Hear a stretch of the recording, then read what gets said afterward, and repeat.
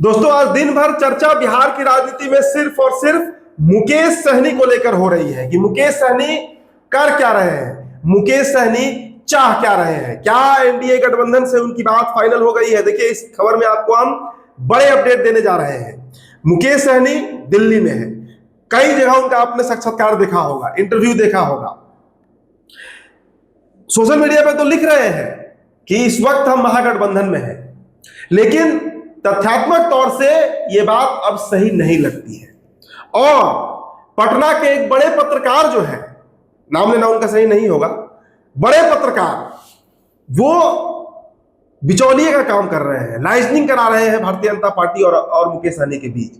बात क्या चल रही है, क्या निषाद आरक्षण पर भारतीय जनता पार्टी मुकेश सहनी की शर्तों पर तैयार हो गई है?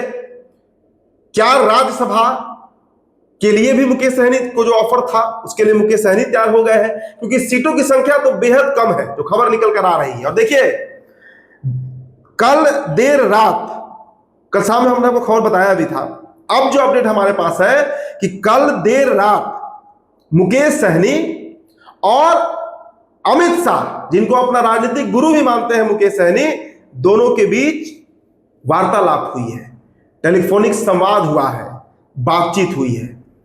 और बातचीत में सारे जो प्रपोजल है मुकेश सहनी के, जो उनकी मांगे हैं, जो उनकी शर्तें हैं, जो मांग और शर्त बीजेपी रख रही है, दोनों में लगभग तालमेल बन चुका है। मतलब आपको किसी भी समय यह अपडेट मिल सकता है कि मुकेश सहनी महागठबंधन से निकलकर अब एनडीए गठबंधन का हिस्सा हो चुके हैं। मतलब एक तरफ जहां चिराग है, उपेंद्र कुशवाहा है, जीतन राम मांझी है, अब उस लाइन में, उस क्यू में मुकेश सहनी भी आपको खड़े दिखेंगे। अब सीटों की संख्या जो खबर आ रही है दोस्तों, 5 से 6 सीटें ही ऐसी होंगी जो मुकेश सहनी बिहार में इस बार लड़ेंगे।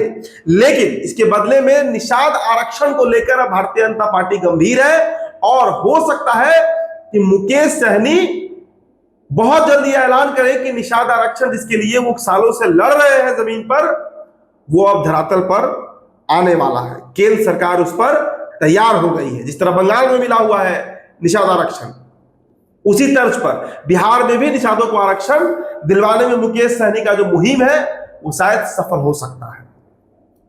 और राज्यसभा के सदस्य, upper house of the parliament, जो संसद का उच्च सदन है राज्यसभा, वहां पर भी मुकेश सहनी जो है वो बतौर सांसद जा सकते हैं बीजेपी कोटे से।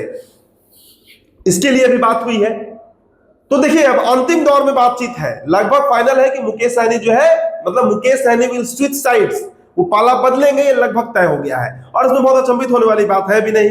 ये ठीक इस तरह का कहानी हमने 2020 में भी देखा है।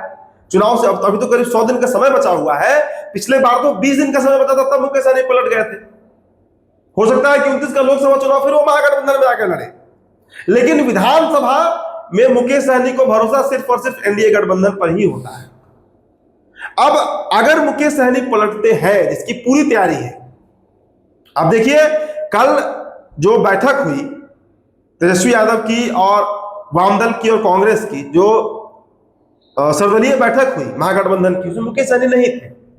और कहीं भी महागठबंधन का कोई भी नेता उनको मतलब थे ही नहीं, तवज्जो कहां से देगा, लेकिन उन पर बहुत चर्चा भी नहीं हुई है। और जो 2 मांगे हैं मुकेश सहनी की, वो इसीलिए देखिए बातचीत तो कई दिनों से चल रही होगी। ये कहना गलत है कि अचानक से अमित शाह और मुकेश सहनी की बातचीत हो गई। बातचीत तो हमने पहले भी खबर आपको बताया था, करीब महीने भर पहले भी एक खबर आया था कि संवाद जारी है, द कॉन्वर्सेशन इज ऑन, बातचीत चल रहा है। अब वो अपने मुकाम पर पहुंच रहा है, मतलब अब जो है वो नतीजा निकलेगा कि बात वहां पर बन गया। अब मुकेश सहनी अगर जाते हैं एनडीए गठबंधन में, तब क्या होगा? देखिए दोस्तों, बिहार की ऐसी कई विधानसभा सीटें हैं, खासकर अगर हम चंपारण की बात करें, चंपारण की 10 ऐसी विधानसभा सीटें हैं, हालांकि वो बीजेपी की ही सीटें हैं, जहां पर हर विधानसभा सीट पर, आप मिथिला चले जाइए, मिथिला कम से कम 2 दर्जन सीट ऐसे होंगे जहां पर 5,000 से 25,000 के बीच मल्लाह वोटर्स हैं। और मल्लाह वोटर मतलब कैडर वोट बीजेपी के ही माने जाते हैं। लेकिन मुकेश सहनी के आने के बाद जो निषाद है, मल्लाह है, बिंद है, बेलदार है, केवट है, उनका 2-4% ही वोट सही, लेकिन वो शिफ्ट हो रहा था महागठबंधन की तरफ। तो अब एक बड़ा वोट बैंक जो है वो पूरी तरीके से इंटैक्ट हो जाएगा एनडीए गठबंधन के साथ, और इसका खामियाजा कहीं ना कहीं महागठबंधन को उठाना पड़ जा सकता है। मतलब 3 दिनों पहले, 4 दिनों पहले तक जो अनाउंसमेंट कर रहे थे मुकेश सहनी बापू सभागार से, फूलन देवी के समारोह में तेजस्वी भी पहुंचे थे, और वहां पर जो वो ऐलान कर रहे थे कि 60 सीट और उप मुख्यमंत्री, क्या ये वही स्ट्रैटेजी का हिस्सा था कि एक ऐसा रूट तैयार किया जाए कि वो खुद महागठबंधन से बाहर हो जाए?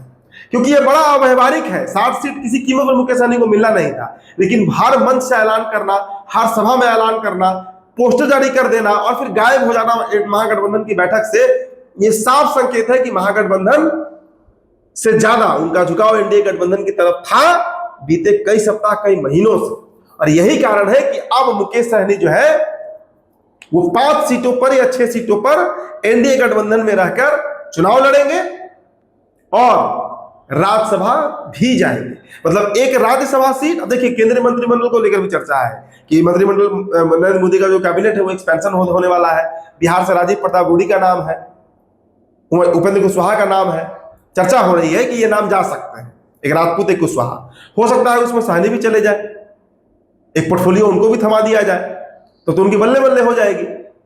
तो राजनीतिक महत्वाकांक्षा मुकेश सहनी की इस वक्त सेट कर रही है एनडीए गठबंधन के साथ, और इसी को लेकर वो दिल्ली के दौरे पर है। हालांकि देखिए, उनके जो अगल बगल के लोग हैं, देवज्योति जी, बड़ा उनसे मेरा मधुर संबंध है, अच्छे व्यक्ति भी हैं, व्यवहारिक है, इस पर अभी तक तो वो इनकार कर रहे हैं, वो नहीं मानने को तैयार है, मतलब फोन पर या बातचीत में वो मानने को तैयार नहीं, हालांकि वो भी दिल्ली में है, कि मुकेश सहनी जो है वो पाला बदल सकते हैं। लेकिन एकदम आपको पक्की खबर बता रहे हैं, Mukesh Sahani is going to switch side, पाला बदलने वाले हैं और एनडीए गठबंधन की तरफ से ही वो विधानसभा का चुनाव जो बिहार में होगा इस साल लड़ने वाले हैं। देखिए क्या होता है, लेकिन अगले 1 सप्ताह के अंदर ये फैसला पटल पर आ जाएगा और फिर आपको हम खबर बताएंगे। चलिए, इस खबर में इतना ही। मेरा नाम उदित तारण है, द बिहार टॉपर वीडियो आप देख रहे थे। बहुत बहुत शुक्रिया।